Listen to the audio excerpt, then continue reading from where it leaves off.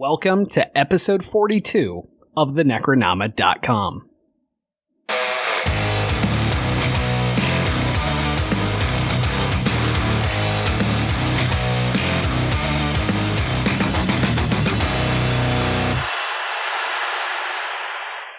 I am James Sabata, horror author, screenwriter, co-host of the podcast you're listening to right now, and I'm an only child, so I didn't have any of the problems that are in this movie. And I am Don Guillory, author, historian, educator, and I envy you in being an only child because, some of the stuff in this movie was a little too real. Look, man, anybody can be an only child. You just have to put in the work. I didn't say I started as an only child. Anyway, let's move on. So joining us today is author Stephanie Evelyn, also known online as Stirp. Stephanie, thank you for joining us. Thank you. Thank you so much. Why don't you tell our listeners a bit about yourself and your books and everything you do? Oh, thank you so much. I absolutely appreciate this opportunity. And I actually didn't know, James, that you were an only child. I am also an only child. So when Don says that he envies that situation, I totally understand because I don't have any of those problems that occurred in whatever happened to Baby Jane. And I love being an only child. My first novel came out in November 2019.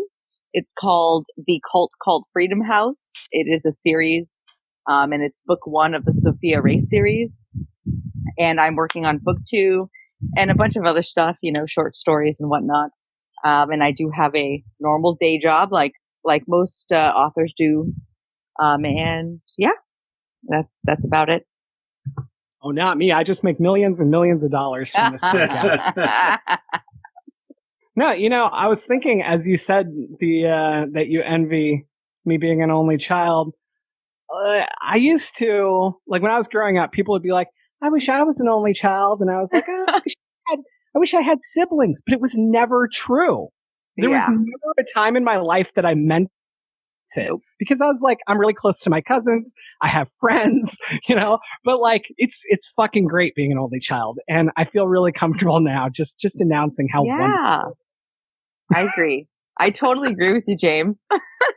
I come from a very big Mexican family. So all my cousins are like brothers and sisters, but they're not because they didn't live with me. So I had a lot of benefits of just, being the center of attention. And people say, didn't you get bored? Like playing alone? No.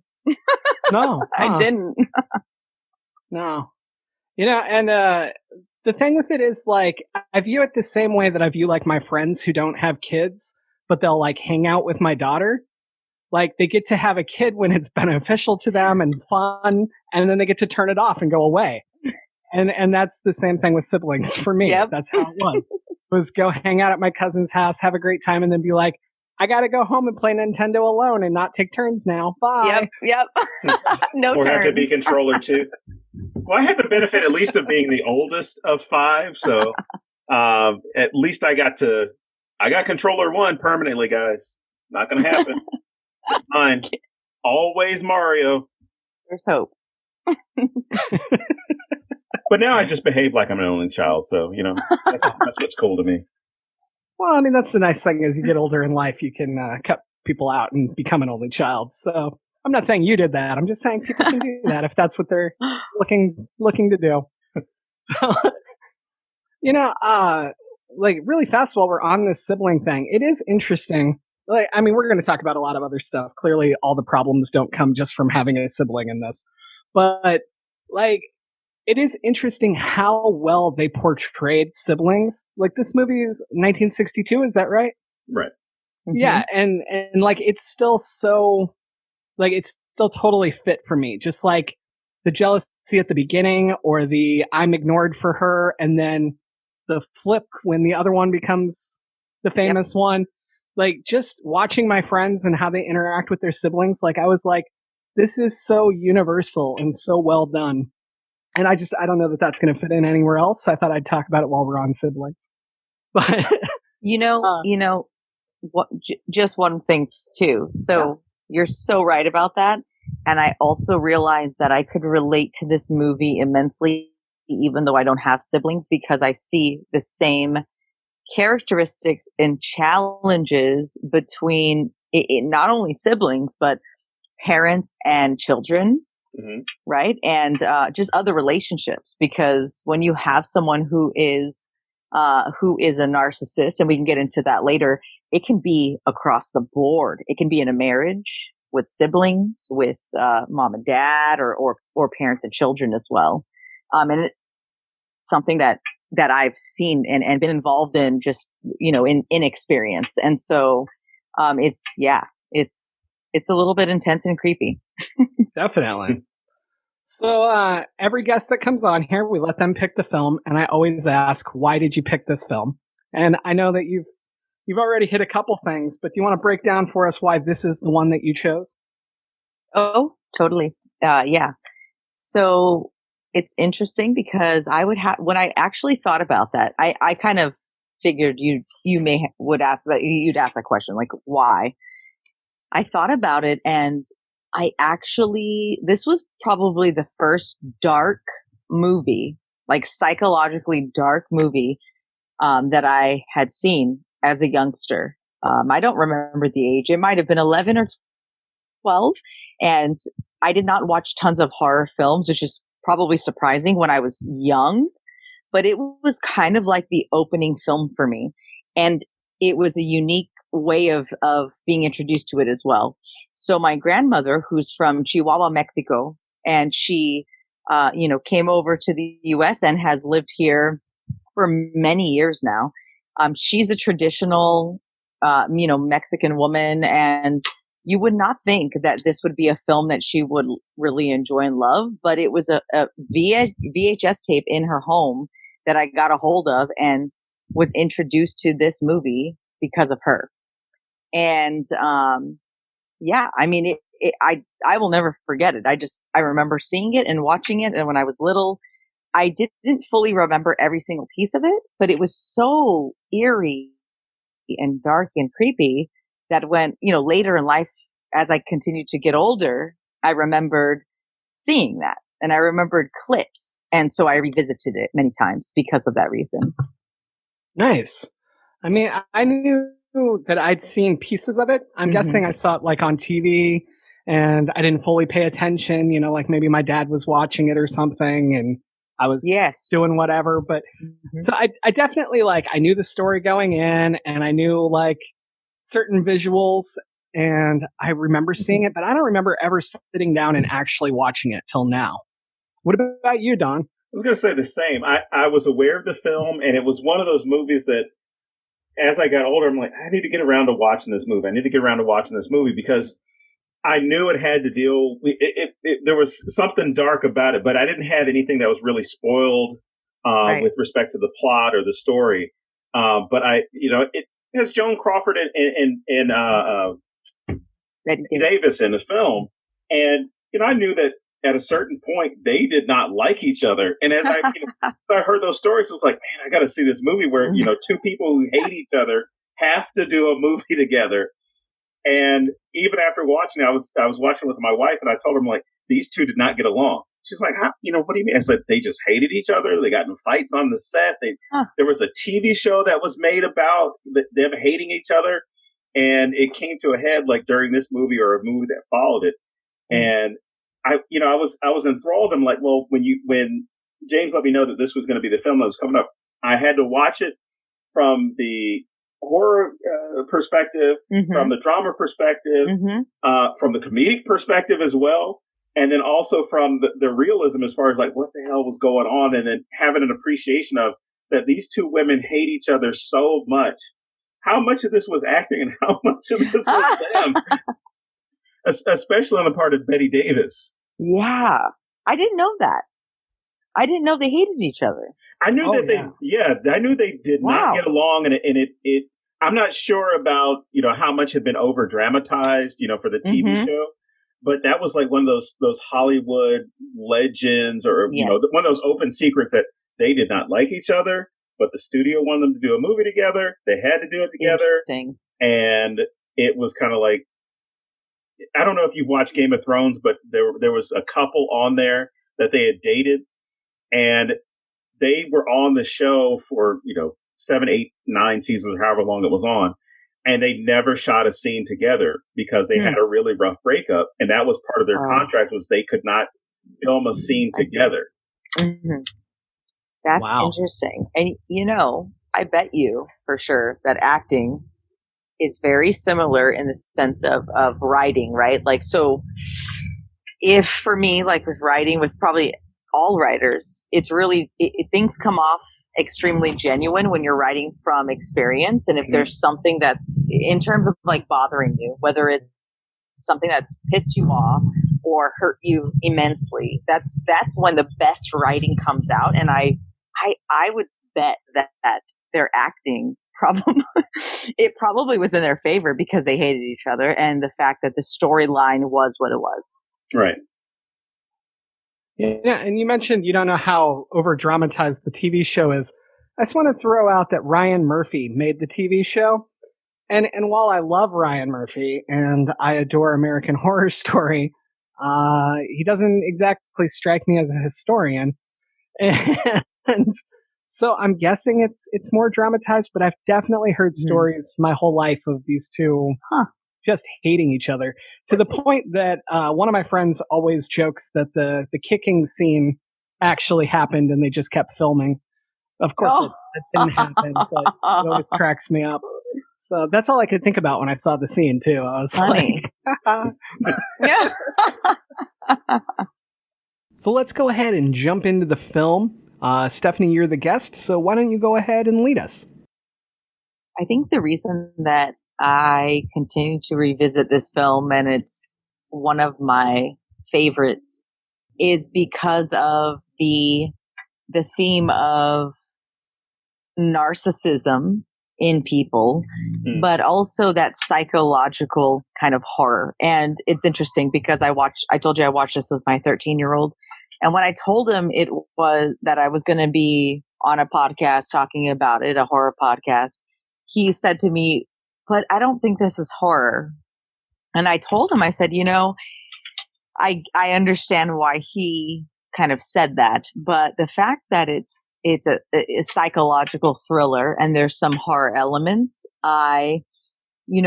that's the piece that I love about it. It's something that I continue to, it's in my writing. It's in what I love to read about, is that, just how horrible people can be, right? Like, I don't know why I have an affinity towards that, but obviously I love all things horror. And that is something, a subgenre of horror that I go back to because it's not, I love supernatural things as well. However, the fact that people can really be, they are like this. There are people who exist who are like this. There are people who I've met who may not have murdered someone, but they definitely are narcissists. And it's a very serious thing. If you've ever been involved with a narcissist or met one, it's not a joke, right? It's extremely serious, and it can be detrimental to so many people. Like, not a joke. Absolutely. I'm very loose with my definition of horror, and I know that kind of upsets some people sometimes. And I believe stuff. I believe that horror is a feeling, and that some things will traumatize people. That's horror to me. And just some things terrify people. And I know a lot of people that are way more terrified of, I don't know, the nightly news than they are of Jason Voorhees killing people, but we call one horror and one not. So, I don't know. Tell your son to broaden his definition. Agreed. No. And he's 13. He's 13. So exactly. No, I'm telling him totally.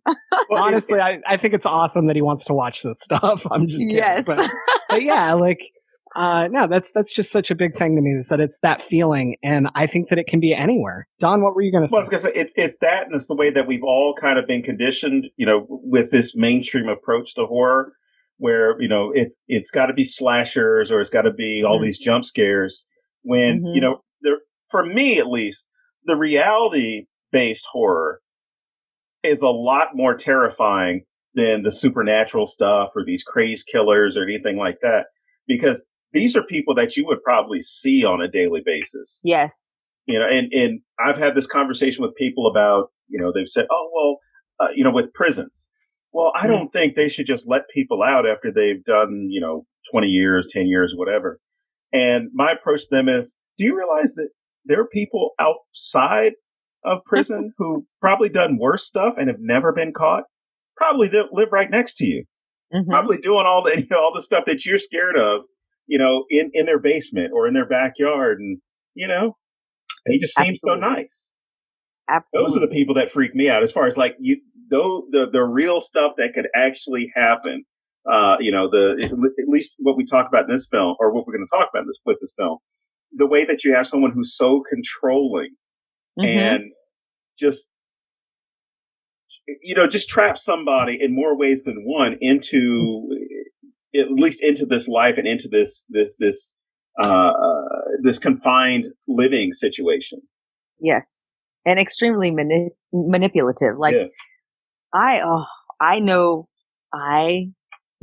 and am still around people because sometimes you cannot fully escape, right? Like that's a whole other conversation. Sometimes you can, but sometimes you cannot escape a narcissist, and manipulation is the key. It's just, they are masters of it.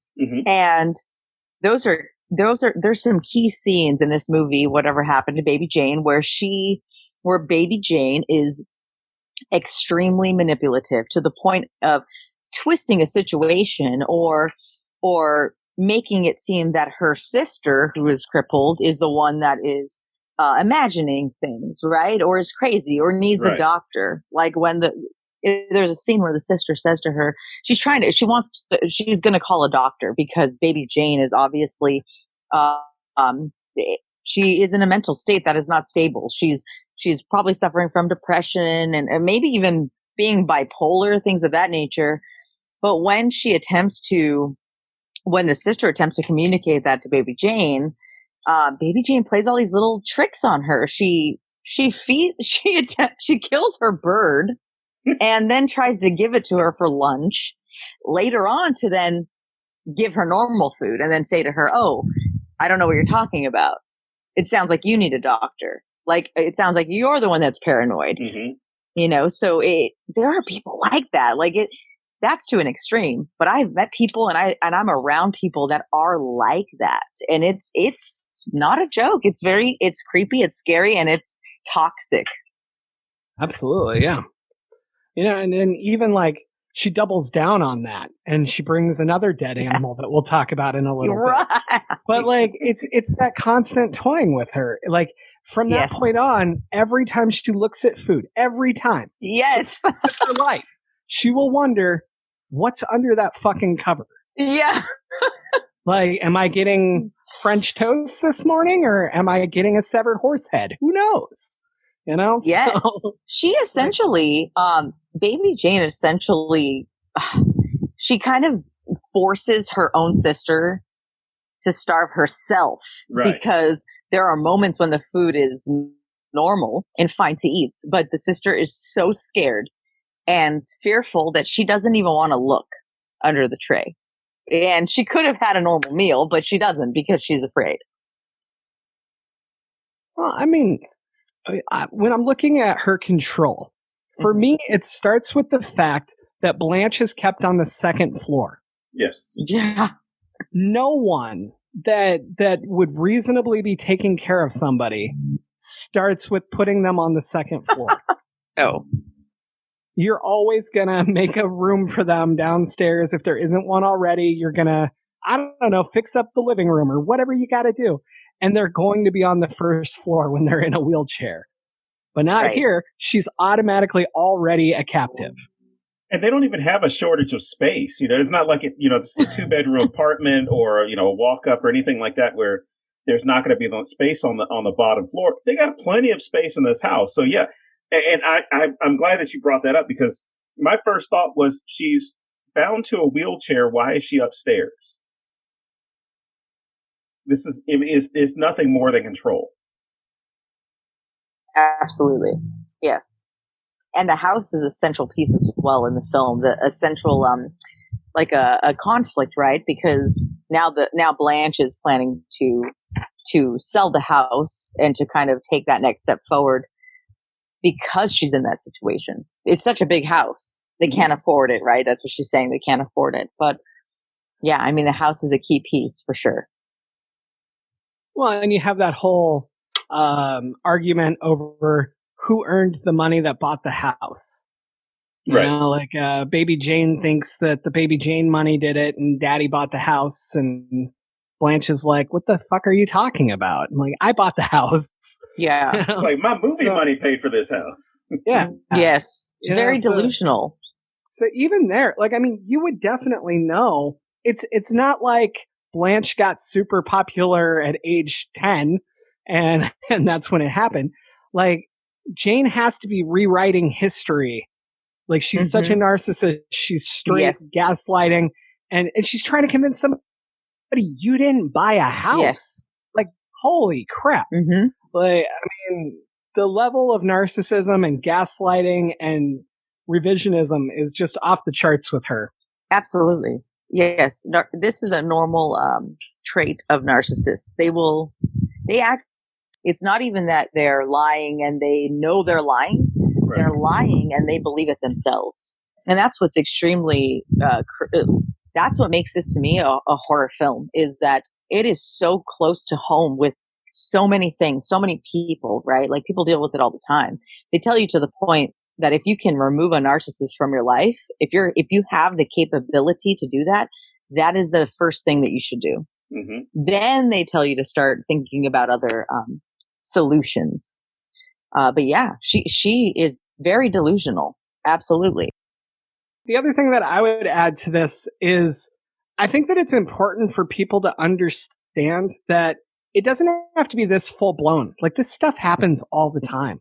Elder abuse in particular. Yes. People trying to get people to, like, parents and relatives to sign over property or sign over bank accounts, or, hey, make me your what's the word where you can sign for them, and power of attorney. Power of attorney. Thank you. You know, like, that whole thing is so incredibly common. It's crazy. And while it's a little overblown in this film, for obvious reasons, it works with the story. I think that it's incredibly important to realize this isn't some made up shit. Like, this really happens, you know? And that's what makes it horror to me. Yeah, it's the same. Yes, I'm obsessed with this kind of stuff. I'm going to just say it. Like, Forensic Files, there was the show at one time disappeared. There's no new episodes, and this is going to sound bad. It frustrates me because I'm like, I know that you can keep going because people disappear all the time, and that it's real stuff. It's stuff that actually happens, and that's the stuff that terrifies me most. You know, I got something just and this is just a historical, because with all these movies, I always like to look at the history of surrounding it. Yeah. But, you know, there's the discussion of the Baby Jane and the money that she's pulling in and how much money they're making off of her. And you know, at least hinting at that, it's a lot of money. It's a significant amount of money before Blanche, you know, hits it big in the movies. And there's that first scene, or that first time that we meet both of them. And you have that moment where Jane goes outside and she wants the ice cream and throws a tantrum about it. And my first thought is like, oh my God, she's one of those people. She's one of those assholes who wants everything. She's not just like a normal kid. It's kind of like, I make the money, I want ice cream. And then you see the dad kind of like, well, fuck it. This is the gravy train. This is my meal ticket. I can't tell her no. Plus I can't look bad in front of all these other people. But then you see this moment where Blanche and their mother, you know, it's kind of having this conversation about, oh, well, you know, things will be okay. You got to remember when you hit it, take care of your sister and do all this other stuff. Which, at that moment, when we had that conversation about being an only child, that is not a conversation that happens unless you have siblings. And you have this moment where it's your responsibility to make sure that your brother or your sister or your cousin, whoever, you know, you got to help them out too. You got to make sure that they're taken care of. And I'm looking at the money that they're possibly bringing in from these tickets, this traveling show, And then those dolls, which I had to rewind it and look again because I thought they were charging to see Baby Jane $3.25.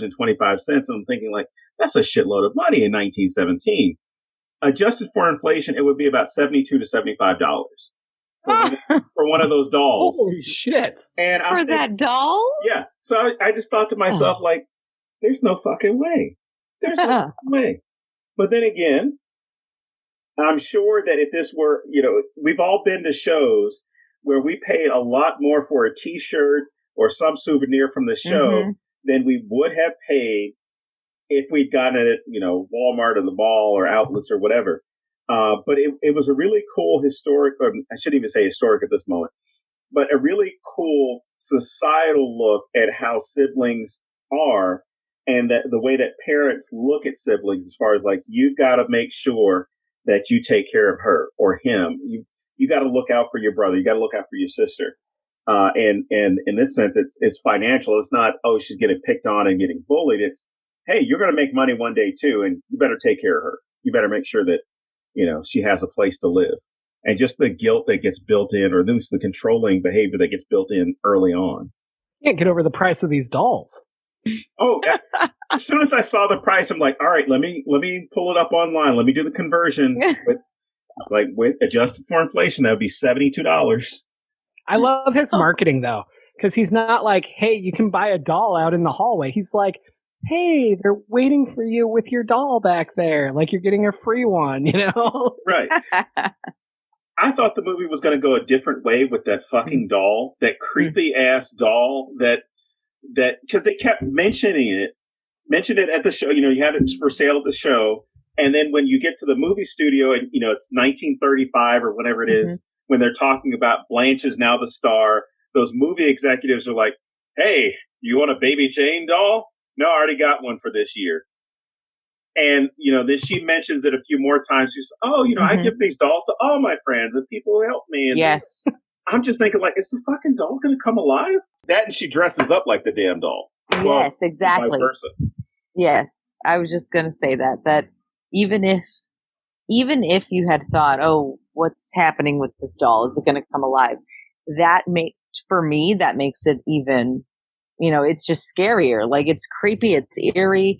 She never leaves that era.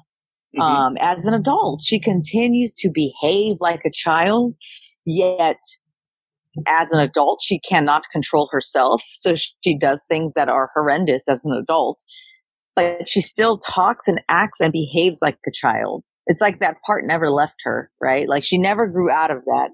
And that doll signifies that. And yes, she dresses like the doll, looks like the doll, does her makeup like the doll. And that is probably, those are some of the scariest scenes in the movie for me, is when she's dancing around and behaving like that, because she's an old adult, right? She's older. They make her look very scary because she's an alcoholic, and, but yeah, I think that the doll definitely still lends that creepiness, because even if the doll doesn't come alive, it's alive through her, Yeah, definitely. I also thought that it was going to get a little creepy when Edward's holding the doll. Oh, God. There was something about that vibe that I was like, no, King Tut, don't do this. Yeah. I texted James while I was watching it. I was like, I think I'm about to stop the movie because I think something really horrible is about to happen between him and the doll. And of course, this is after we've already talked about this similar things happening in other movies and documentaries. I'm like, please. It's like, I know it's 1962. It's not going to happen, but I could imagine if they updated it for today. I'm like, ooh, you do look just like Baby Jane, and then you find out like he's a complete creep and whatever else. Oh man. Then you would go, then you might buy the doll, right? There's a market for that. Unfortunately. Yeah. Oh man. Good Lord. Next, you're going to tell me how much an Ariana Grande doll would cost today. Well, considering that I'm a historian of culture, I'm a social, cultural, and political historian, I can let you know that a real doll is around $200 to $2,500, and then you can get all these different additions to it, and modifications. Oh. Yeah. Like I've said before, my internet browser history is horrible because there's subcultures I look at and have to look at and realize like, holy shit, what? More power to you. You got the money to spend on something like that. Which it's the same. Sorry, go ahead. Oh no, I was going to say which brings a valid point to what James was saying. If this were updated, and let's say they had I don't even want to say you had the Jane Hudson doll or the Blanche doll, because stuff like that exists. That would probably take this into a different direction. That itself would probably be $2,000 or $3,000 if you were, if this were, the 20 teens and they were popular and there was some crazy fan that was in love with him and said, "Hey, can you custom make this thing for me?" Then you're into another genre of horror altogether. But how do you not grow up to be a narcissist when people are making fucking dolls of you when you're 9? Yes, exactly. You have to be. Like, you're already in love with that image. As far as like that's the way no pun intended, that's the way they doll her up, right? Yeah. Mm-hmm. And she continues to live vicariously, or at least vicariously through her old image, if that's even possible. And now it's the only identity that I have is this, because every time she goes someplace, she's like, "Don't you recognize me?" Mm-hmm. No. Jane Hudson? Sorry. Baby Jane? And then, just to be nice, I think it was at the bank or the ad agency, the guy's like, "Yeah, I remember." And as soon as she leaves, like, "What the hell is Baby Jane?" and those are the people that, had one moment of stardom, hold on to it, and they expect everyone to recognize them for the rest of their lives as that person, which, again, more power to them. If you had success and somebody could recognize you that way, I'm sure sooner or later you're going to run into somebody who knows who you are. That's why I wear our podcast logo everywhere I go. And I just like point at it to people like, I got it tattooed on my neck. What are you talking about? Yeah, exactly. So it looks great, by the way. It came out wonderfully. So, no, but like, it's so amazing to me how none of this is her fault in a way. Right. Like this is the life she was dealt at age 8 or 9, and they're making dolls of her. And why would you want to grow up? Like, how much must life suck compared to those years? And then you're watching your sister and she's famous and nobody gives a shit about you anymore. And I'm not saying she should go out and, hold this woman hostage and kill her, but it's just amazing to me how it's all part of what she was dealt as well, and nobody helped her deal with it. Yeah. No, I'm glad you mentioned that piece, because I specifically noted when I felt bad for her, because the majority of the film, she's very evil, and there's most of the time you're just thinking how horrible she is. Right. But there was one moment before the very end of the movie, the very end, when we learn more information. Before that, there's a moment when I remember feeling so bad for her. And it was the moment when the gentleman, I forget his name, I'm sorry, but the new friend that she meets, he tries to come over a second time, and he's knocking at the door, and she has had a lot to drink, and she is not in a capacity to see him. And so she stays quiet and she doesn't answer the door, and he leaves. He gets frustrated and he leaves. And she starts crying on the stairs. Right. Like, she's like hovered over the stairs. And at this point, she's probably one of the most vulnerable moments you'll see her in, where she's bawling her eyes out. She's like, "Oh my gosh, he's going to hate me." And she just letting it loose. And it's that moment where I'm like, oh goodness, like, she is mentally just gone. Like, she needs help. She's depressed. She's all of these things that some of us deal with. And I felt really bad for her. I was just thinking, like, out of all the stuff that she's done so far, she's at the bottom and she really needs help. And it's a serious thing that can happen. Like, these are things that people deal with, and they deserve help. It's not their fault, like you're saying, right? She was dealt this hand, How is that her fault? Her parents gave that to her, and then what? Nothing, right? The dad passes away, which she talks about, and she never heals. She needs the true help that people mainly see it at the end, right? They see people like this behaving this way and think, wow, what a horrible person. Mm-hmm. But there's a piece of, there's some empathy there that can be given because it warrants that. So that's when I felt very bad for her at that point. Go ahead. No, go. Well, I have some questions as far as with her, because you know that she's a child star. Yeah. And in the 80s, I'm assuming all of us were around in the 80s. in the 80s, you saw a lot of child stars. Yes. That progressed to, they're on drugs, they're doing this. This person was caught with this person was arrested. And as I was watching this, you start to think about how many of them didn't have that choice, and the way that they were approached, or at least their stories were approached, was, oh man, they had everything. Oh, why did they do X, Y, and Z? Mm-hmm. They had all this money and all this fame and stuff. People would kill for that, and not realizing they might not have had a fucking choice. And now you've got to adjust to a regular life. Yeah. Imagine the psychological trauma that comes with that. Yep.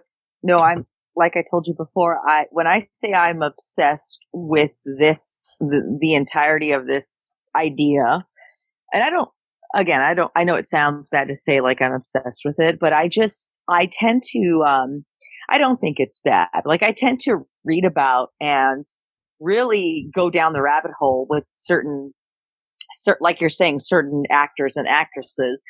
And you mentioned the 80s, like a key thing for me is, The Lost Boys. I love, like many horror fans, I love that film. And the fact is, if you follow the realistic, like what happened to these young actors, you can go down the rabbit hole, and I'm fascinated by it. I'm fascinated in the way of like, wow, like this is horrible. People should know about it. It's real life. This stuff happens. And the same with musicians as well. It's the same thing. I painted a portrait of Amy Winehouse recently, and I specifically did something different. I did half of her face.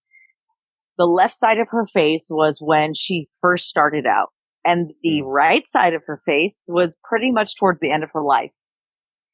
It was very much a bipolar bisecting of her. And I love her. And I'm very saddened by what I've seen the documentaries about her and all of that. And it saddens me. I feel very sad when I watch that stuff, but I watch it anyways because I don't know. I learn about it. It's different than what I experienced, but I think, wow, this is like these types of people that are dealing with this. They need empathy, right? Like they need that. Definitely. Yeah, I mean, even like when Britney Spears supposedly lost her mind and shaved her head in that whole situation, I'm like, if I had to live Britney's life for a week, I would have lost my shit. Yep. Okay. So doing it for years and oh my God, you shaved your head? Like, hello. She didn't like fucking like slaughter a bunch of rabbits and draw like in their blood or some shit. Cut her hair off. So like everyone was what? Mad that she was less attractive to them? You know, like they didn't give a shit that she was supposedly crazy. And I don't think that she was crazy. I think that, you know, now she's got a lot of problems that she's talked about or her family has.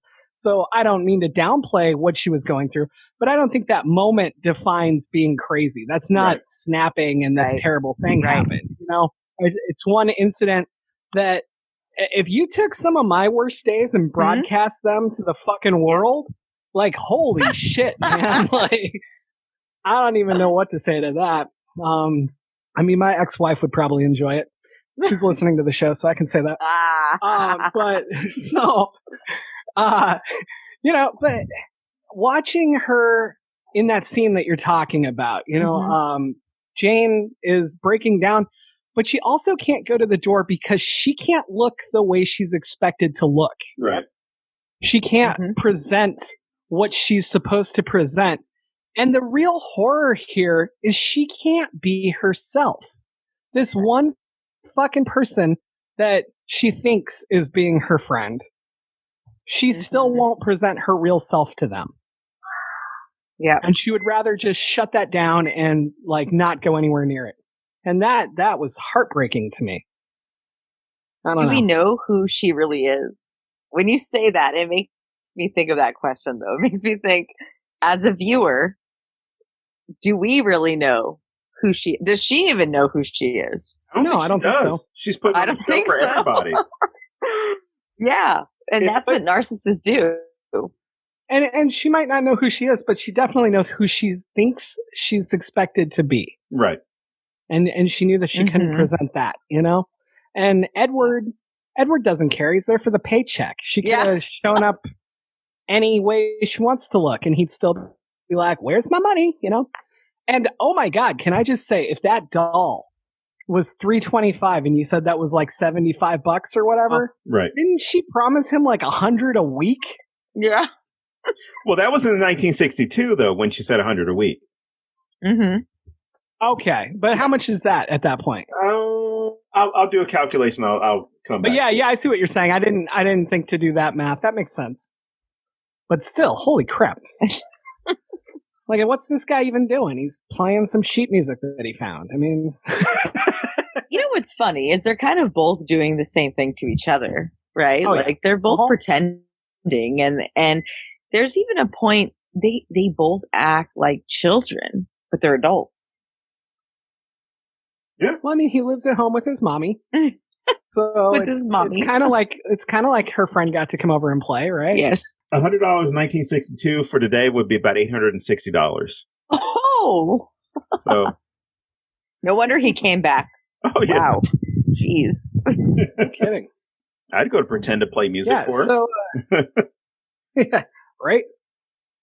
I mean, he knew how to play basic music, and he played that song that she adored because she has that relationship with her dad, and that never goes away. She continues to believe that she's daddy's little girl, and remember, he plays that song, and she comes down the stairs, and she ends up hearing it. It doesn't matter how bad or good it is that he plays it, but he plays it, and you totally think she's with daddy again. Yeah, it's triggering for. I mean, in a positive way, it's triggering for her. And I have some questions within this film, which, you know, in previous podcasts we've talked about how, you know, movies that leave you with questions are really good.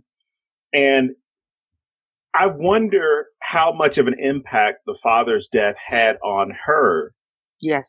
Because when she was trying to make the transition of film, and her sister was trying to look out for her and say, hey, for every film I get, she should get a film. Like how problematic was the death, or traumatic was the father's death? Because it definitely affects her, doesn't affect Blanche. Or at least it doesn't seem to affect Blanche. She's kind of like, Dad's dead. You know, I'm selling the fucking house. Get over it. Yeah. Whereas, you know, she does go back to that song over and over again. You know, I'm writing him, you know, Daddy's in heaven. I'm writing him a letter. It's addressed to heaven, blah, blah, blah. Where it's a very cute but depressing song when you start, you know, digging into the lyrics, because you're like, God, I hope, you know, you need to talk to somebody. Yes. I'd like to know, like, the history too. Like, once Blanche started becoming the bigger star, like, what did Jane do? Like, was Jane trying? Was she totally shutting down? Was she just expecting things to be handed to her? Was she auditioning and not getting anything? Like, all of that changes how I feel about her. And of course, we don't have 9 hours for this movie. It's already kind of long as it is compared to most at the time. And, you know, but I would just like to know some of these things, because I think that it really affects how she is now and how we should feel about that. Yeah, I totally agree. I think that, you know, like, again, at first you feel how evil she is, how horrible she is to Blanche. Yet what you're saying is totally reflective of how you feel towards the end. And we can talk about that whenever you guys want to. But yeah, I mean, it's it's something that makes you reflect and think back and go, wait a minute. Like this, yeah, she's horrible. Yes, she's awful. But, what led to all this? Right. Because that stuff matters. Well, I mean, I think that it's fair to talk about the end here, even though we'll keep talking. It's not going to end here, obviously. But, again, this is the hand she was dealt, right? And she's reacting to it. She's been blamed for this occurrence with her sister, where her sister, everyone thinks that she was driving the car and she was drunk and it caused the accident. Right. And we find out that Blanche was driving the car. Yes. Trying to fucking run over Jane. Can I say, let me just tell you guys something, because I'm going to be very honest. Yeah. I have seen, just like you both mentioned earlier. So when my grandmother watched this movie many years ago when I was younger, it was the same thing. I remember pieces of it. And then later in life, like in my 20s, I watched it again. However, I did not remember the ending. And when I rewatched it 2 days ago, I remembered pretty much everything except for the ending. And I had thought about it. I sat there watching it 2 days ago with my son, with my husband, and I was like thinking in my mind, how does this end? Right. I can't remember how this ends. And once the ending slapped me across the face, I was in shock. And I was in shock. I'm going to be very honest. I was unhappy. I was like, I don't like this ending. Like, I felt like a child. I'm like, this is bullshit. Like, this is not okay. Because what? Like, you just made me feel really bad for this sister, Blanche. And I, for the most part, thought that, baby Jane was pretty horrible. And she was in certain aspects. However, really? Like, I didn't know. I really thought about it for a while and it bothered me. And, I mean, you're so right. Like, you don't know how to feel about it. You're like, okay, so this sister manipulated baby Jane. Blanche manipulated baby Jane's state of mind. And baby Jane became exactly what Blanche tricked her into thinking she was. Right? Like, oh, you're an alcoholic. You were driving drunk. You don't remember. You tried to run me over. But that's not what happened. And then baby Jane just kind of rolled with it and continued down that path. And then, we see what happens after that, right? That's where the movie starts. Well, and that's it. Oh, go ahead. I was going to say, and there was probably all the guilt that Jane was living with, thinking like, I fucked up I paralyzed my sister. And, maybe she's drinking even more, combination of the father's death and now doing this to her sister, not to mention her career's not going anywhere. Like, yes, just how tortured what would you do? Jane is. Yes. What would you do? Like, you probably are the golden child. Yeah, exactly. I'd be sitting there drinking. You're the golden child. You're super successful. And now they make her to be an old hag. I'm saying that because they specifically do that. They make her in the film look like that. And exactly. She's blamed for her sister's career going downhill, for the crippling of it. Like, it's just so many things, one on top of the other. And one of my first questions that I wrote down in this was, you saw how mean Jane was being. And I was thinking to myself, like, well, why the fuck is, why is Blanche letting her take care of her? Like, especially when you see Elvira, housekeeper, I'm like, why is she letting her take care of her? But then you also start to think, well, she's probably taking care of her because she feels guilty. And then Blanche feels bad that this is her sister. She's not going to be able to work. So, I'm going to let my sister take care of me because she feels guilty for injuring me with the car. But, when it finally comes around, I'm like, God damn, you are manipulative as fuck. Yes. Yeah, this whole family's got some issues, man. Like, as bad as I feel for baby Jane this whole time, she still makes the decision to do everything she does. Yes. So I can't totally let her off the hook, but I feel like she was definitely pushed towards making these decisions. But no, I don't know. There's something about the masterful way that they flip it on you at the end. because you are literally gaslighted throughout this film. And I love that. Like, we view Blanche as this angelic person who had this terrible thing happen to her, and now she's being held captive, and oh my God, please don't die. And then we find out she caused it. You know, like, it's so symbolic of the gaslighting going on in the show and all of the misdirection and the way that everyone's rewriting history. And I don't even know if it was purposeful. I don't know that they sat down and went, we're going to fuck with the audience like this and then flip everything. but man, it works so good. I love it. It does. Yes, I noted that.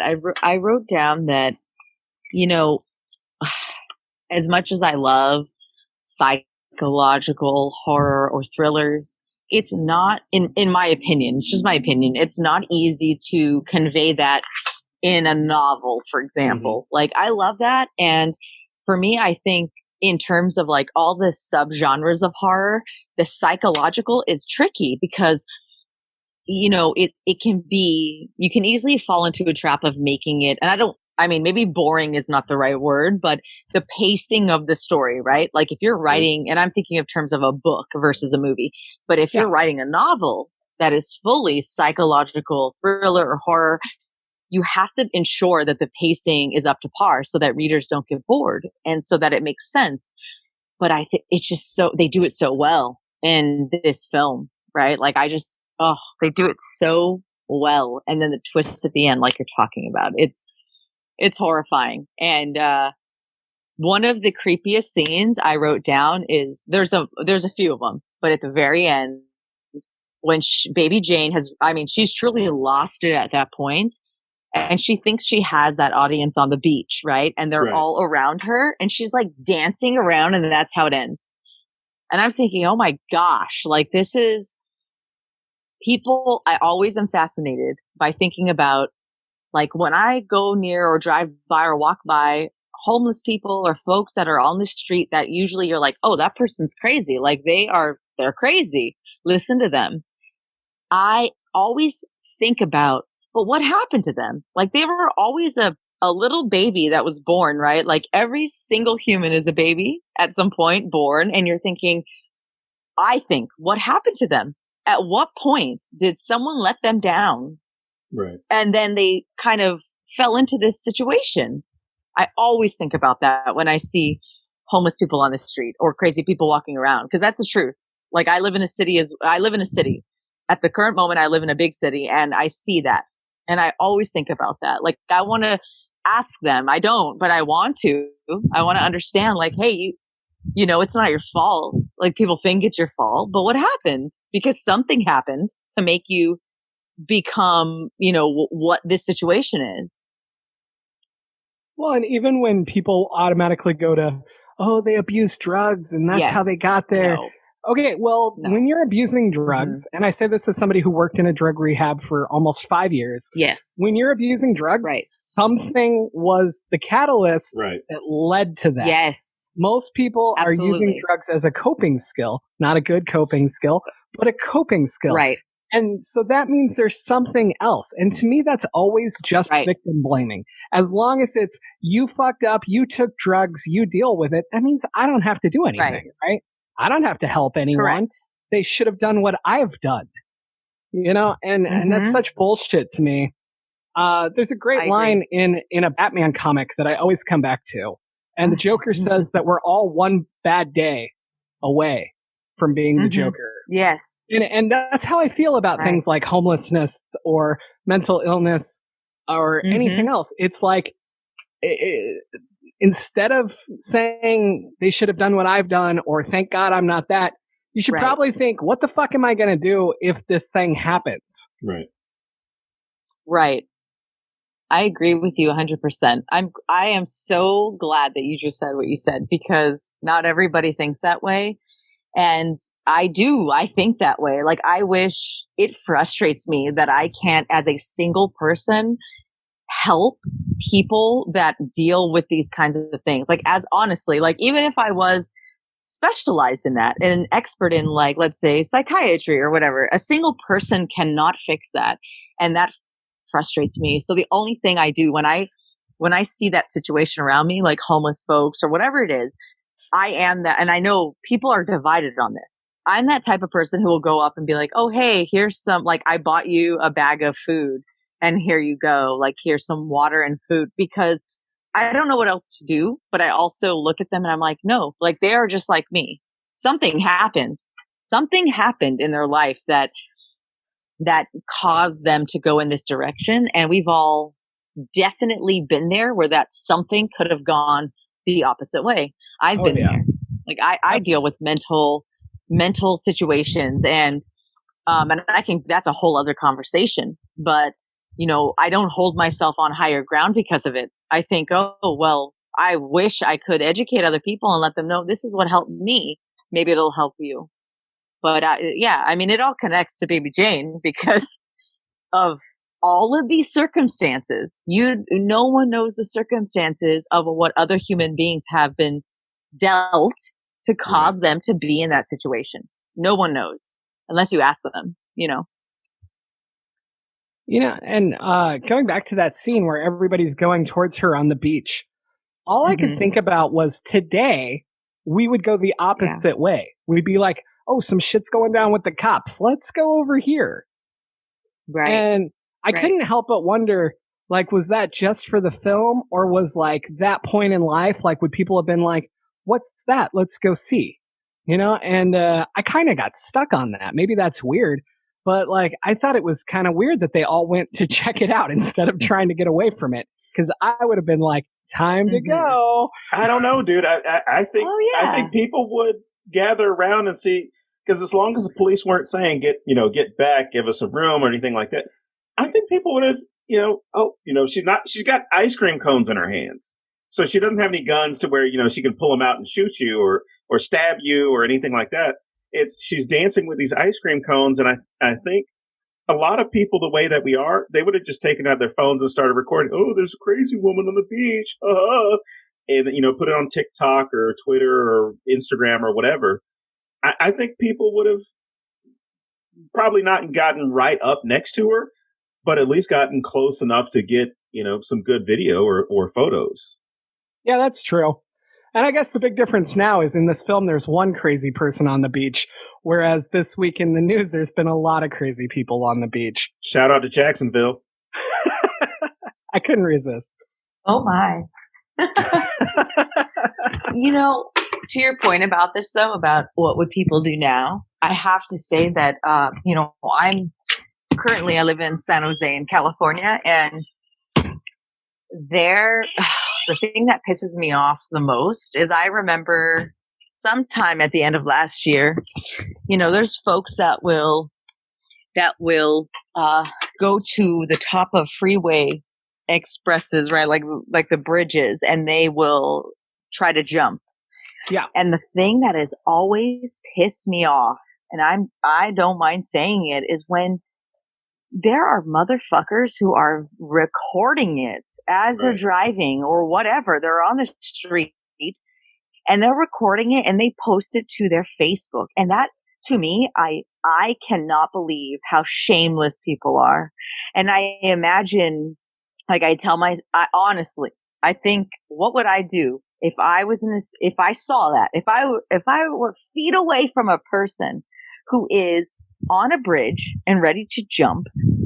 I truly know that I would attempt to help them. I would not if I'm in a car, but if I'm nearby, I'm not going to bust my phone out. I'm going to I've thought about it in my mind, and maybe that's crazy, like walking through every moment of what I would do. But I would truly, like, slowly approach them, talk to them, start a conversation, like, hey, what's your name? Like, my name's Stephanie, and try to help them rather than recording them. And that has always pissed me off. I cannot believe people, and they do it. They do that. Like, there's so many. In San Jose, there was a person trying to jump off a bridge last year, and there were more than one video online. Like, oh, I'm in traffic. I can't believe this person's doing this, and I'm in traffic. I'm like, really? Like, that's what you have to say about the situation? I just don't understand that. I actually lived in San Jose for a year, and it was a problem then too.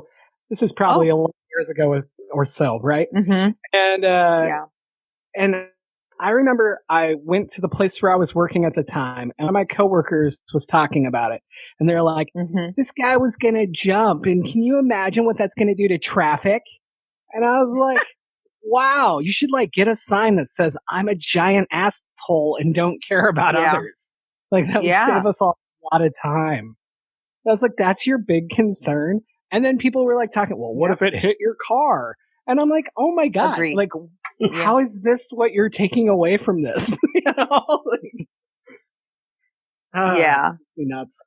Totally. No, I think that's what the twist ending does to a lot of us on whatever happened to Baby Jane. Even those of us, even if you're an empathetic person, it really flips it on its head, and you're just like, oh, okay. Like you're forced. Even it doesn't matter if you're like you're saying, right? Like for those folks that may be true assholes or people who are, more empathetic people. I think the ending of that, I even admitted to you guys, the ending of that movie was like, I kind of was like, no, I don't like this ending. Like, what? Like this whole movie conditioned me to be pissed off at Baby Jane and to feel bad for Blanche. But in the end, it twisted it, and I had to think about it a different way. So I want to go to a different character for a minute. And Don, I want your historical context on this, all right? Elvira? Is it Elvira? Absolutely, it's Elvira. Woo, I love Elvira. Yes. Okay, so number one, I adore this woman. Yes. Number two, the way she stands up to Jane is fantastic. But that's also my question. Like, it's 1962. Can she afford to do this? Like, it's a good question. Maybe I don't understand, but I feel like Jane could fuck her entire life, and she's not going to get work anywhere else. Am I off on this, or fill me in? That's possible, and I think this, they took some liberty with this. But I have to say, since you're going historical, my biggest fear, because I hadn't seen this movie, I think I probably saw bits and pieces of it before. I never saw it the whole way through. And I was so glad that when she showed up, they didn't do what some others movies were still doing in the 1960s, where it was kind of that, Miss Jane, that type of bullshit. I'm so glad they didn't go that route as far as, that they didn't make her Mammy. I'm so glad that shout out to the production team and the writers and everybody who decided we're going to have a normal human being, not a caricature, portray Elvira. Hell yeah. But the way, I think for her, it was more an issue of Blanche is her boss, not Jane. Right. So, I think plus she was never out of line with her, never like cursed at her, never yelled at her back or anything like that. It was kind of like, oh, I need to take care of this. I need to do this. So there could never be that excuse of, well, I was being rude to my employer. I was going to help the lady I'm paid to go and help. And, because even when Jane sends her away, she says, oh, well, she doesn't need you today. I'll still pay you. And, Elvira says, all right, well, I'll be back on next Tuesday. I think she had enough houses, enough people that were employing her to where very few of them would have said, oh my gosh, I can't believe Elvira was so rude and I'm not going to hire her. She's not coming back here again. I think she had enough standing to, even when she's missing, and then of course when they find her body, she has enough sympathy, enough connections in the community where people are genuinely upset that this happened to her. Okay. So it's not like the movie The Help, where she works for the same family all the time. You're saying because there's so many other places she's going, she'd have people to vouch for her. And oh yeah, she was a domestic. Right. So I mean, with the money that you had in those areas, and plus, she didn't have the quote unquote uniform. It was, she showed up in her clothes to come do whatever she needed to do that day and then leave. It wasn't like what you had in I'm glad you referenced one of the most hated movies in my home. I purposely handed you that just to see what you would do. And you know what? This is a side note because I think that movie's a horror movie as well. But a side note, Viola Davis went on record and said that she wished she had never done that movie. And I'm sure, the way that some studios pull things like, hey, you do this movie, you get this movie.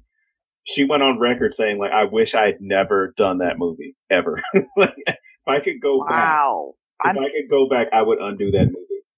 I didn't know that. Huh. Oh, yeah. That's crazy. It was, I think I saw the interview come up and somebody, I don't think it was anything where she volunteered and said, hey, just so you know, if I ever had a chance to do this movie again, I'd say no.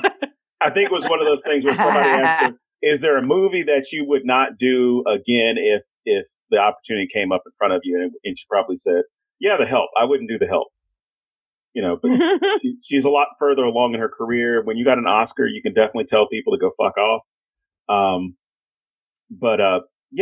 think with Elvira, her character, at least the person that she's portraying in the film, has enough of a work history and enough connections to where, if somebody wanted to employ her solely, she could, she could do it that way. But it seems like she's a freelance domestic as opposed to, I'm solely working with Miss Blanche Hudson.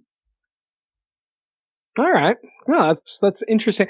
I didn't even take into account that she works for Blanche, not her. Like, I guess I just automatically assumed rich white lady's gonna win.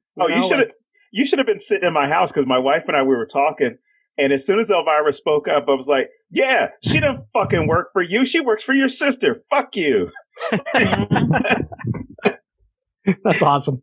Tell me all about Elvira. Oh, I loved her. I mean, I was upset, but I understood, with it being 1962, I was upset that she was the only one who knew what the hell was going on. Yeah. And the only one really willing to risk herself. But, I was so mad, but again, it's part of the film, part of storytelling. I was so mad that she knew what was taking place or suspected what was taking place and then put the hammer down. Yep. I'm immediately thinking, like, why are you putting the hammer? This lady is here. You're going to see that her sister's probably tied up, something in the room, and you're now a witness. So you're going to be expendable. You're going to be disposed of. And, 2 seconds after she says, oh, Miss Blanche, what happened to you? Thump. I'm like, well, no more Elvira. Yeah. But I loved her as far as playing that straight character, that person in the film that knows something is going on and realizes, I'm not going to give you the keys back to the house. And so quick thinking when it came to Jane, when Jane says, oh, well, we don't need you anymore because we're selling the house and we're leaving. Give me the keys back. Oh, I left the keys at my house. And, as soon as she knows that Jane is gone, she goes back to the house and is like, I need to find out what the hell's going on here. And I love that she was willing to take that risk. I love that too. I love that too about her. And, I think also a key point where we see where Jane is at the most immature she possibly can be as an adult is when she when she argues with Elvira right before she hits her over the head. And that is what is so creepy about it, is because we see Jane behaving like her childlike persona. And then when Elvira and her are face to face, right before Elvira puts the hammer down, Jane is saying ridiculous things. She actually says to Elvira things like, you can't make me. Like when Elvira's like, move out of the way. I need to go see, I want to get in and see what's happening with Blanche. Jane actually says to her, you can't make me. You'll be sorry. Like she says all these. My 4-year-old says stuff like this. And I'm like, oh my goodness. How ridiculous. And it's at like rock bottom. Like the most childish things Jane can say, she says. And like you said, Dawn, Elvira sets the hammer down and all these childish phrases come out of Jane. And then she picks up a hammer and knocks her upside the head. And to pair those two things together, like childish phrases and mentality with killing somebody, it's just very eerie. It's very eerie. Oh, definitely. It makes you very unsettled. Yes. I would also add, like, for anyone who, we were talking about your son saying, is this really horror? There's no more stereotypical scene than a victim tied up who can't tell the other person, the killer's right behind you. Right. You know who I really hate in this movie? The neighbors. The neighbors! I was going to ask you about them. I cannot stand the neighbors. Like, everything about them makes me mad. I want to know, what can't you stand about them? That's what I'm wondering. I don't know. They just annoyed the hell out of me. Like, I don't know. Like, even when when the neighbor lady comes over and she's in the garage when Jane's in the car, and she's like, oh, I thought maybe you left your car on, and, that happened to me. It's not a joke. It's not a joke. Yeah. And I think maybe she reminded me of my mom, and that's why I don't like her. But, my mom doesn't listen to the show. So, but, I don't know. There's something about every interaction that the neighbors were in. I was just like, I don't like you. I don't know why I don't like you, but get off my screen and go back to these other people. Yeah. I didn't feel like they really served a purpose. Like there's the note. Except for the fact that they're annoying. I guess. Yeah. Right. They're that classic, like, everybody knows a person like that around them that just intrudes, right? Like, nosy and annoying. And my husband said the same thing. When we rewatched it 2 days ago, he's like, I hate people who are pushy like that, who don't shut up and stop. Because she continued, right? Like, every moment she's like, oh, I just was wondering how your sister was because blah, blah, blah, blah. And Baby Jane's like, please get out of my face. Like, get away from me. I hate you. Leave me alone. But there's people like that. They're just nosy and just it's kind of comical, but yeah. He reminded me of one of my roommates in college. Yeah? I said he reminded me of one of my roommates in college where, you had that, I think it was like 4 bedrooms in the apartment or something, and you had that shared community space, and he was always sitting. It didn't matter what time of day you came back from class or from work, he was sitting there. I was like, son of a bitch. And no matter what, he wanted to talk to you about something like, hey, man, I was watching this game, and this happened. It's like, I really don't watch that. Oh, but, then this happened. I was like, well, I got some work I got to do. And then 20 minutes later, you're still there trying to excuse yourself out of the way, back to your room. I'm like, God. It's like, what are you doing here? Why? You have a room. Yeah, I think their purpose, the only purpose those neighbors had was to kind of give the audience some kind of hope, because there are moments when you think, oh, maybe Blanche will be saved or heard or seen by the neighbors. But of course, to your point, James, the neighbors are, to be honest, they're so fucking stupid that you're like, no, like it ain't gonna work. Like there's just not intelligence there for it to happen. I will but you point out, if the neighbor would have come in and gotten killed, I would have cheered. That's how much I hate these neighbors. I was waiting for them to die. I actually thought the lady would have, with the headlights thing, Jane decides, oh yeah, I got to go next door and kill the neighbors. Right? Yeah. But no, like, I feel like they're just not ramped up enough. Like, she throws the letter down. There's no real tension of if she's going to pick up the letter. Like, I don't question for a second if this neighbor's gonna get the letter. Like, this scene would be so much stronger to me if she had picked it up and Jane had to find a way to get it back from her. Right. Mm-hmm. That would be a lot stronger. Or if she came over, if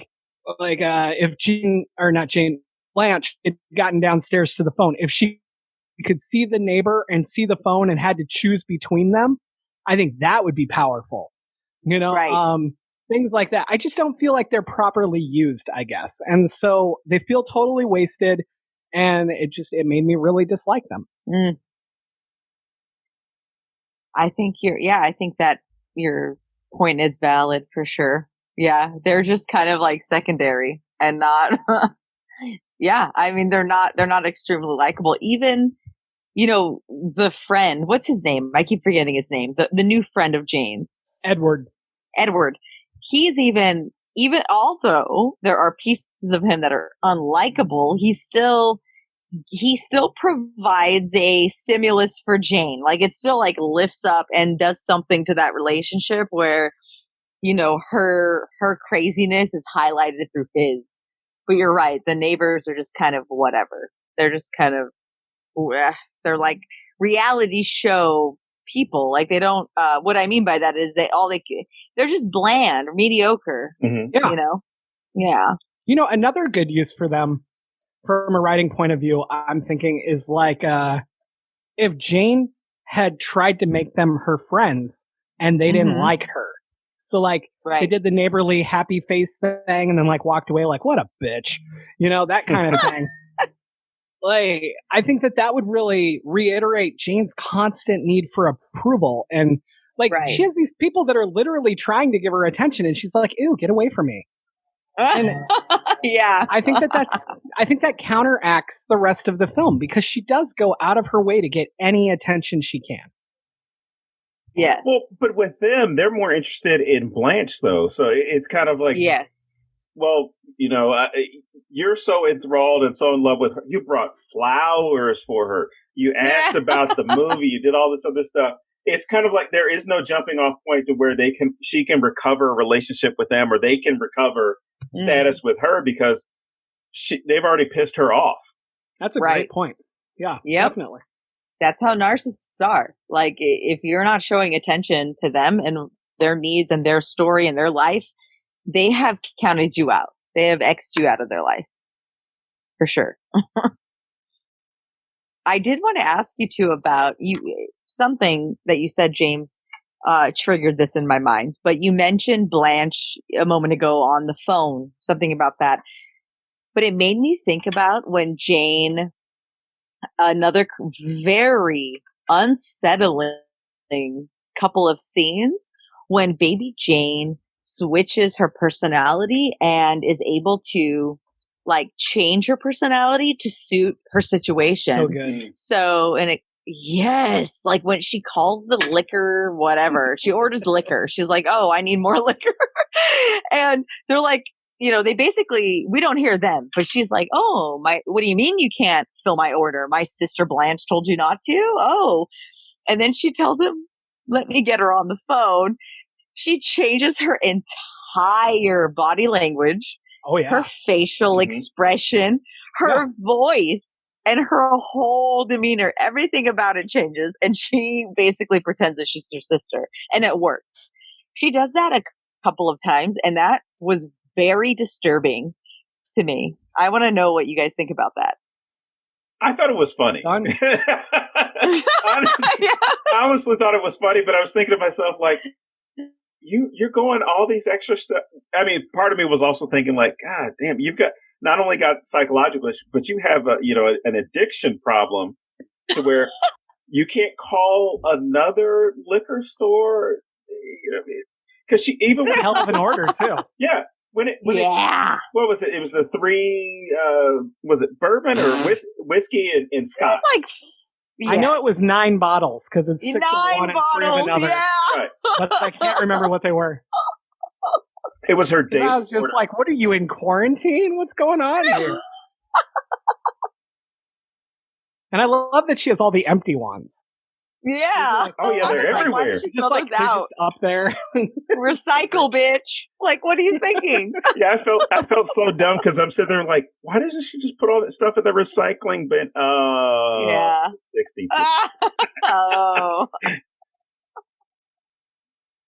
There was one bottle. Did you guys notice the one bottle though that had like a sip and she didn't touch it? I noticed that. I was like, there's a sip in that one. Oh, okay, pass it by. That's whatever. Not enough. That's what you drink while you're ordering more. Yeah. That's the one you rinse, you use for a rinse when you're brushing your teeth. That's that bottle. That's what that's. Jesus. Just me? Okay, never mind. Well, I mean, it's definitely not me, but you know. Might just be you. It's fine. No, but going back to how she changes literally her facial expressions and her body language. Yes. So good. Like, this is So such a great moment because, I mean, obviously Bette Davis is an actress and capable of doing this, but it also shows that Baby Jane had talent. Mm-hmm. She could have been a great actress. And she could do these things. I mean, she's probably not going to make a movie where she has to be her sister, but, you know, like... or one where she plays a Southerner. Right? But it definitely shows that she had the talent to do this. She wasn't just a kid who could only dance a really weird dance that I don't see why people came to watch. And... like, is it just me? This is not a great performance. What are these people doing there? No, but I could do that choreography. But no, like, I think that in and of itself, whether it was purposeful or not, adds another dimension to Jane and shows what could have been if she didn't end up where she is. Mm-hmm. And she's using it for selfish reasons instead of, you know, not that being an actress is a great thing, but like, you know, she could have done something more with it. And I think that that's such a powerful little thing to throw in, but it also serves the horror aspects to make it creepy and make you go, holy shit, that's a whole nother level of gaslighting and narcissism and abuse and neglect. Like, wow, you know? Mm-hmm. And then she's practicing Blanche's signature so that she can, you know, get the power of attorney or get the money or whatever else. Yeah. Like, all of that is...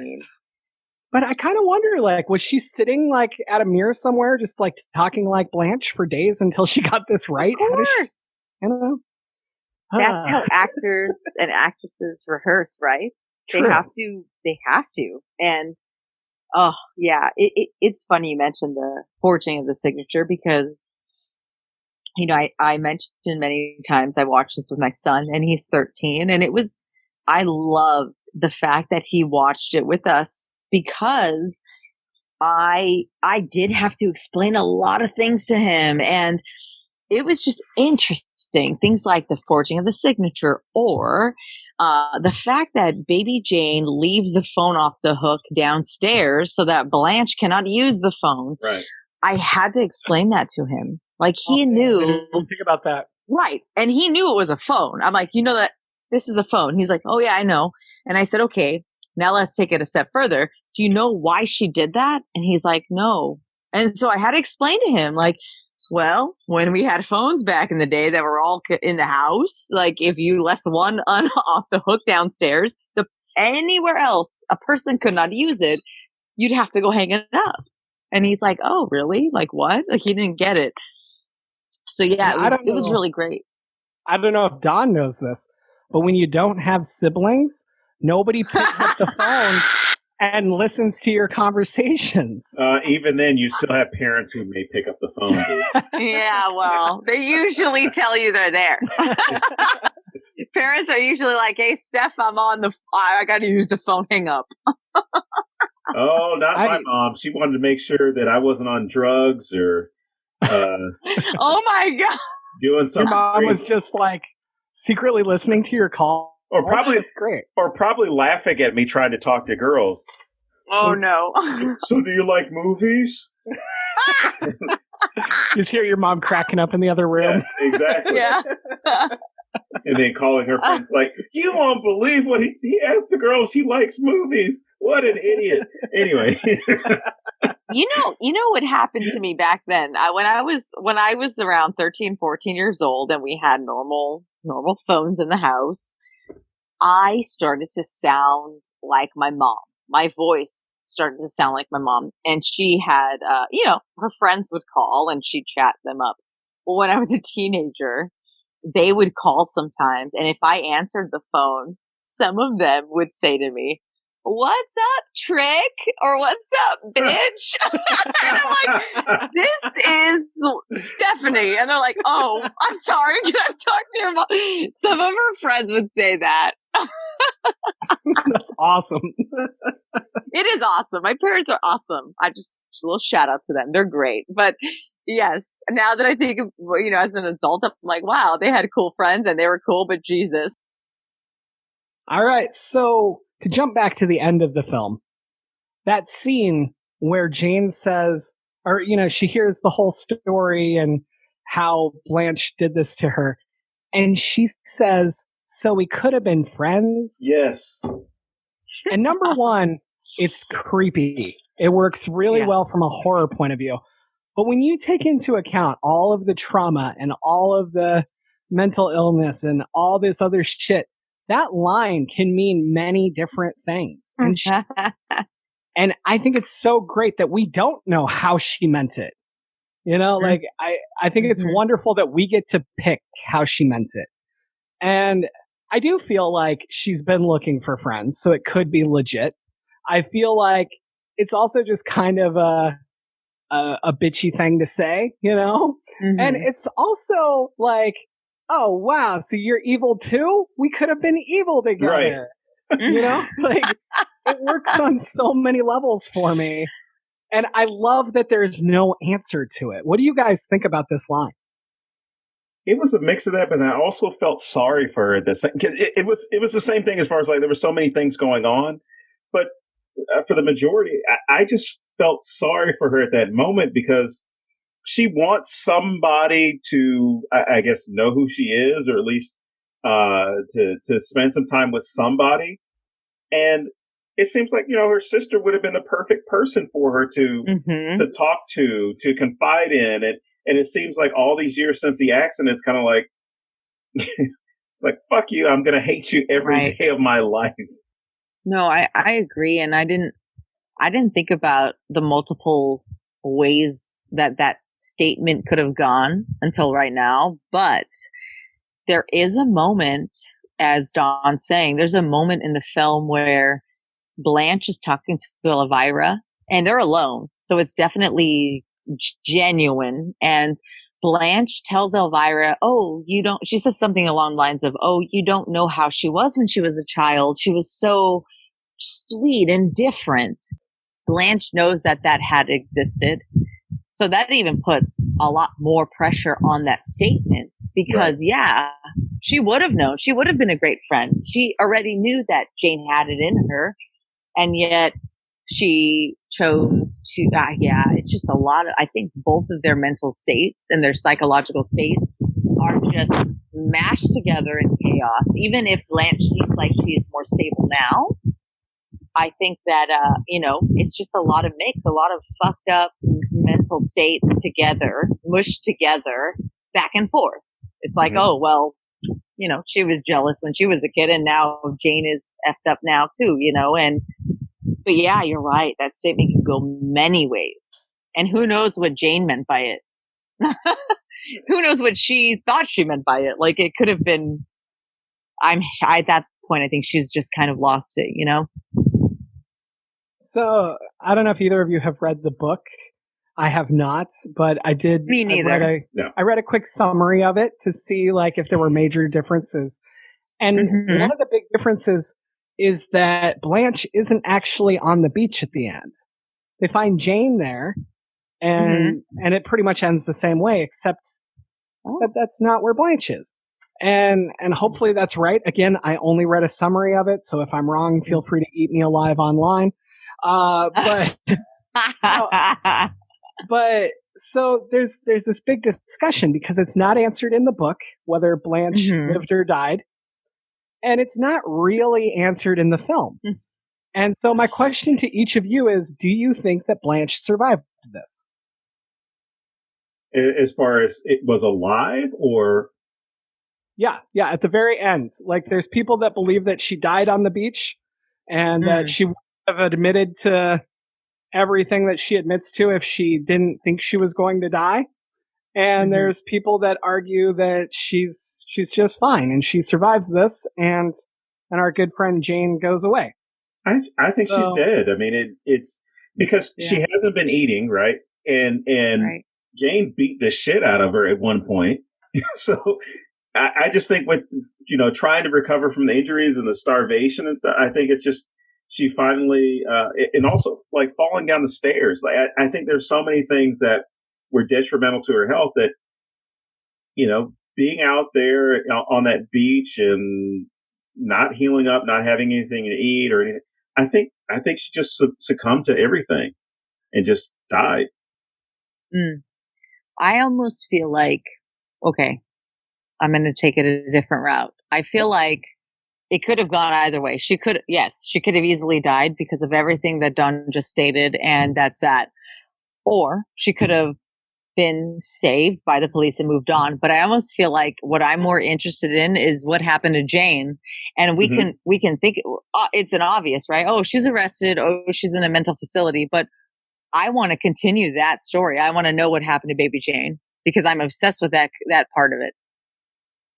We'll never know whatever happened. We'll never know what happened to baby Jane. We'll never know. No, that's the thing. Because if Blanche, say she survives and she's talking to the cops, if she tells them Jane didn't do anything, right, then like the worst that happens is they got to go home and clean up Elvira's stuff. Exactly. Right. Or she can lie, or Blanche can lie again and say, "Oh, well, my sister's just a little crazy," whatever it is. But yeah, I think I'm always more interested in the other side. I continue to be more interested in baby Jane. So the reason that I don't think that Blanche dies, I'll say I rewound this 4 times to watch the ending to see how I felt about whether she lived or died. When I first watched it, I took it as she died. Okay. The second time I watched it, I noticed that at first she's not on the beach, and I was like, holy shit, was this like in her head? But no, she's there because the police come and talk to her, right? Right. But so the police are the key for me. They spend a lot of time in front of Blanche's body. Yeah. And I feel like if she was dead, this would go a lot faster and they would instantly be calling for EMTs or backup or whatever else. They wouldn't just stay with the body kneeling by it going, so you think she's dead? Yeah, I think she's dead. What about you? So that's what it came down to for me, but obviously that's not conclusive. It's just the ramblings of a guy who kept rewinding. So it could have also been the police going like, "Oh my gosh, that's Blanche Hudson. Do you remember her in this movie? Oh, yeah, her in the same movie." I mean, that's a possibility. It could have been, "Oh man, you know what? My sister-in-law actually lives right next to her." And it pulls in the neighbors. Good Lord. I need more friends like this, though, that will watch movies like this, because otherwise you're just a freak.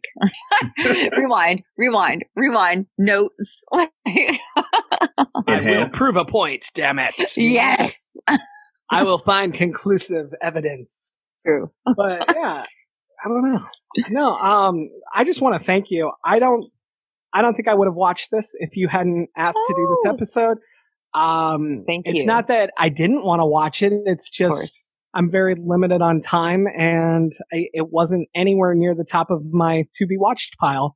And I really enjoyed this. I think this script is solid. I think that you could remake it today and it would be amazing. I feel like there's so much going on here. And I haven't taken any shots at the current administration today, no matter how much we've talked about gaslighting. So that's like, that's an amazing record for me. So, but no, really, thank you. So, thank you. Yeah, definitely thank you for recommending it. Because again, it was one of those things that was on my radar, but it wasn't anything that I was pressed to watch. No, I understand. And I mean, thank you so much. And, to be very honest, this is my first podcast that I'm on in general. And so, wow, honestly, and I'm extremely thrilled and grateful. I was hesitant to say that, but I'm going to say it because everyone starts somewhere. Every person starts somewhere. And I've, dreamed about being on podcasts, and I have many in mind. So when I reached out and you guys were willing to kind of move forward, it was it made me so happy. And the fact that this film was not yet discussed, and the fact that now my grandmother, she is 91 years old and still alive, 91 years old. And as I told you before, she was born in Chihuahua, Mexico. And the fact that this all stemmed from her, like my interest in this film, she'll never understand. She suffers from dementia right now. And I talked to her about this movie about last year, because we're moving from California to Pennsylvania. I was telling James, we're leaving California in 1 month and we're moving to Pennsylvania. We bought a house out there and she lives out there now. And she suffers from dementia. And I talked to her about this last year. I told her about Baby Jane and how, she introduced me to this film, and she doesn't remember that. But it's amazing. It's amazing that you guys were willing to talk about the film and just have me on. I'm very appreciative. So thank you so much. No, that's awesome. You for coming on. Yeah, definitely. That's a great story. Yeah. Thank you. No, that's fantastic. Why don't you go ahead and tell everybody again where they can find you online or anything else you want to throw out right now? Cool. Thank Pitch you so it much. all. Yeah, absolutely. So if you, yes, I have my website and my blog, and that is iamsterp.com. iamsterp, STERP.com. That has, you can find my book on there, called Freedom House, which is also on Amazon. And I'm working on a couple other things right now. And, I blog fairly frequently. I try, with the 9 to 5 and family and whatnot and kids. So I try to keep my blog up to date, which is everything related to horror. I've interviewed horror authors recently, like Wesley Southard, as well as Sonora Taylor. So their interviews are on my blog. I'm all about helping other authors as well and talking to them. And yeah, that's it for me. Thank you so much. Yeah, that's super cool. All right. So I guess that'll wrap it up for this week. As always, I am James Sabata. And I'm Don Guillory. And we'll see you next week here on the Necronama.com.